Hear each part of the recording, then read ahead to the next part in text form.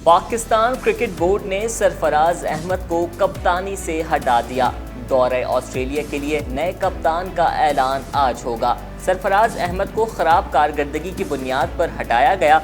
श्रीलंका के खिलाफ शिकस्त हेड कोच की रिपोर्ट भी बुनियादी वजह बनी। अजहर अली को कौमी टेस्ट क्रिकेट टीम का कप्तान मुकर्रर कर दिया गया। अजहर अली ऑस्ट्रेलिया के खिलाफ 2 टेस्ट मैचेस में कौमी टेस्ट टीम की क़यादत करेंगे। बाबर आजम को कौमी T20 क्रिकेट टीम का कप्तान बना दिया गया।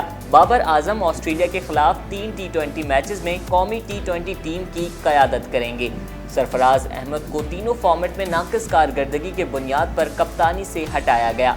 सीरीज के लिए नायब कप्तान का तकर्रुर जल्द कर दिया जाएगा। ऑस्ट्रेलिया के खिलाफ टेस्ट और T20 स्क्वाड का ऐलान 21 अक्टूबर को किया जाएगा। अजहर अली को टेस्ट चैंपियनशिप के सीज़न 2019 और 20 के लिए कप्तान मुकर्रर किया गया है। बाबर आजम को ऑस्ट्रेलिया में होने वाले T20 वर्ल्ड कप 2020 तक कप्तान मुकर्रर किया गया है। सरफराज अहमद ने कहा कि पाकिस्तान की क़यादत करना एजाज़ की बात थी। मैं अजहर अली और बाबर आजम के लिए नेक तमन्नाओं का इजहार करता हूँ। सरफराज अहमद ने मजीद कहा कि इस सफ़र में साथ देने पर मैं अपने कोचेस, साथी खिलाड़ियों और सिलेक्टर्स का शुक्रिया अदा करता हूँ। अंजार अहमद, DNN, कराची।